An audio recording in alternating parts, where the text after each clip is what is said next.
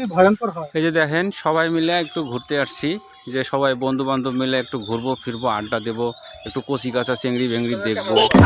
অনেক দূর থেকে আসলাম টাকা খরচ করে, যে একটু প্রাকৃতিক সৌন্দর্য দেখবো।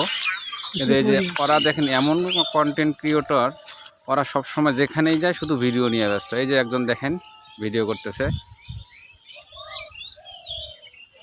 বহুরূপী প্রাণী খুবই সুন্দর হয়, কিন্তু বহুরূপী মানুষ খুবই ভয়ঙ্কর হয়।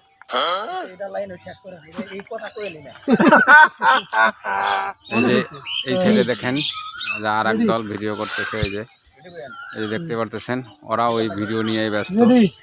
ঘুরবো কি, ঘোরার থেকে ভিডিও আগে ওদের কাজ। আমিও ভালো আছি।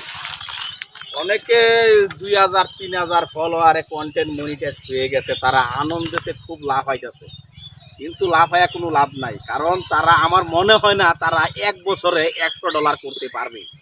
এখন আপনি বলতে পারেন তাহলে কি আপনার হিংসা হচ্ছে? না, আমার হিংসা হচ্ছে না, আমার কষ্ট হচ্ছে। কারণ যারা এই 1-2 বছর ধরে কাজ করতেছে তাদের ফলোয়ার হয়ে গেছে 20,000 30,000 50,000 1 লাখ 5 লাখ মিলিয়নও ফলোয়ার অনেকের আছে, কিন্তু ভিডিও মিলিয়ন মিলিয়ন ভিউ আছে, কিন্তু তারা কোনো মনিটাইজই পাচ্ছে না। বিষয়টা খুবই কষ্টজনক এবং আমার কাছেও খুবই দুঃখজনক।